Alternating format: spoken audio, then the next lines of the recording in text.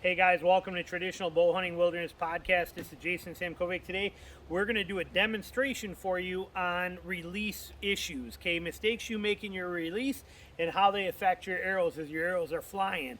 And I have that DJI Osmo camera and I put it on a headband strap, but it has that slow motion feature on there so I could really slow it down and show you.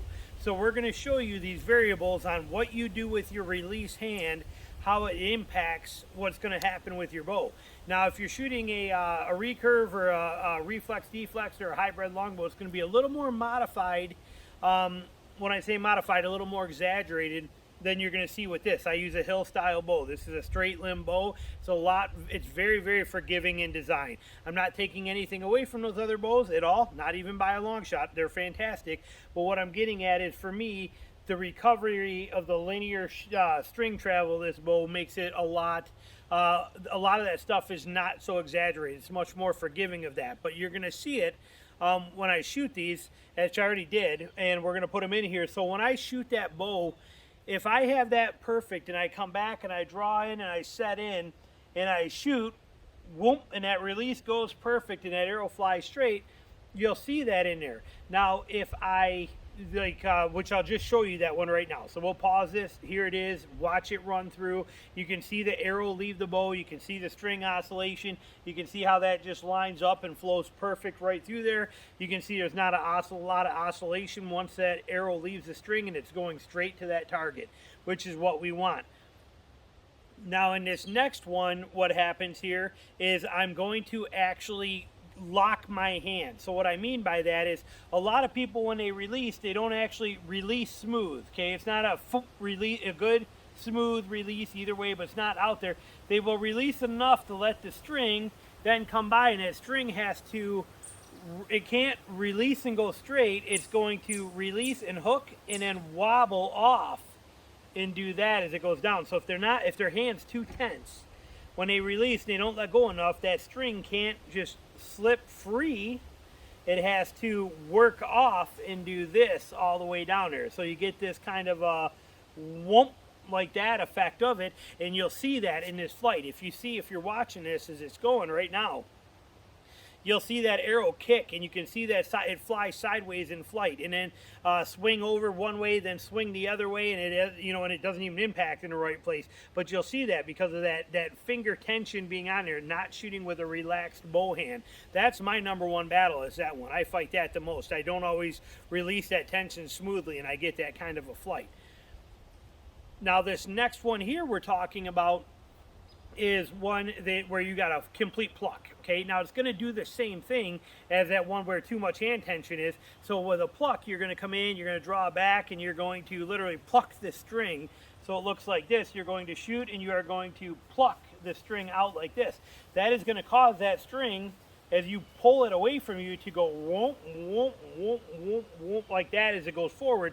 So you get that string oscillation as that comes off. So that string is going to come off. You're going to pluck it and pull it, and it's going to do this like that all the way till the arrow gets there, and you're going to see that in the flight of the arrow when it leaves the bow. So if you watch this, you'll see that arrow come off, kick, and then fly sideways a little bit. It's going to just it'll straighten itself out with the feathers, but it has that initial kick in there too there. You can see it right in there. So that pluck and that tension on the finger are almost the same thing. Whether you're plucking, which will cause that string to go whoomp like this, or if you have too much tension and a string has to go whoomp and like this to get off of there, it applies the same concept as you just saw.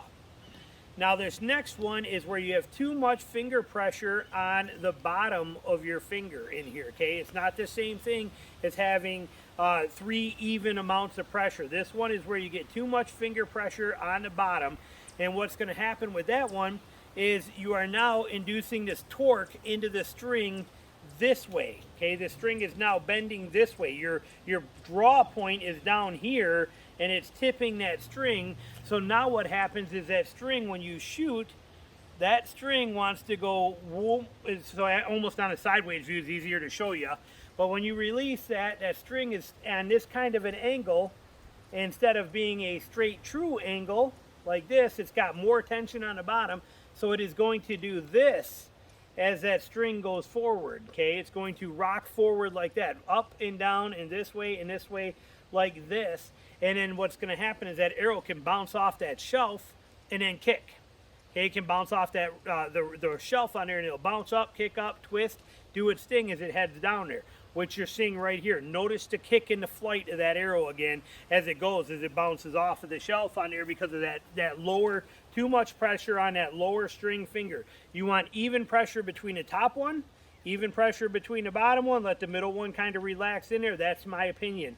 And that's kind of the way I like to shoot. Now this very last one is where you torque it. Okay, now this is a very common one for people that shoot with a cant. Okay, I shoot with a cant. You guys know me, my shot angle is like this. This is how I shoot. Some people are like, oh my God, you can't, your bow's way too much. You're never gonna hit nothing. Oh my God, you're gonna tip over sideways. How are you gonna walk through the woods with a bow sideways? Okay, I hear it all the time. But I shoot with this tucked in, canted, draw, and shoot this way, okay? Notice that my angle of my bow, my head, and my hands are all in that same alignment, okay?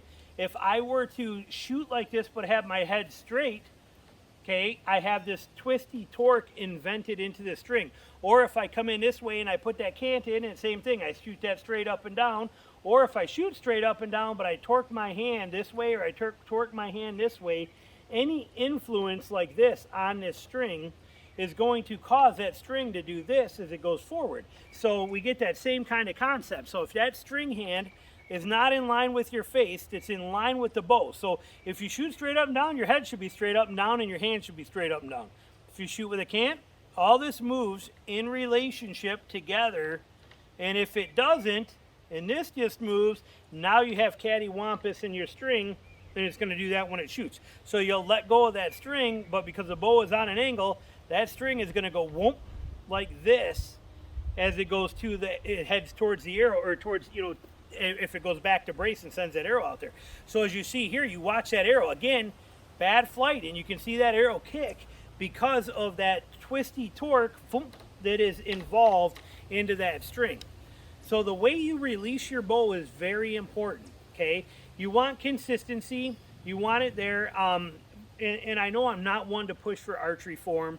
You know, I don't ever care about back tension. I don't care what you do at your elbow. I don't care how you do it. All I care about is consistency, and that's still true. But if you're looking to improve on something that's very easy to improve on, make sure that that release is good. The good release is like you saw in the very first one on here, okay? I'm not going to play it again because these slow-mos take way too long to go through. But it is that very simple, keep your alignment together between your hand, your bow, and your face so that everything is aligned perfectly. Whichever way you shoot, have that alignment. None of this stuff, okay? No torquing. When you have pressure on your fingers, keep it even pressure. A lot of people relax the top finger or relax the bottom finger. So they kind of are on a string like this or like this. You need that even pressure on your fingers there so you get good, solid, straight, directional, none of this cattywampus flight in there. And then try hard to get that release to be a clean, I don't care if you're static and you just release it, or if you are a pull through and release it. None of that stuff matters, whether it's either one, static and release, pull through and release, a kind of pull and then pop like that. You just don't want it to be a non-release, where a tension one where that string has to work off of your fingers and do that. And you also don't want it to be a pluck where you are going to pluck that string like that. Straight follow through on the release is what you're after. So there we go. That pretty much covers all of it. I hope you enjoyed the video. Hopefully it helps you out some. And don't forget to hit the subscribe, like button, and down below is links to the hunting product of the week as well as my bow hunting whitetails course. So thanks for watching.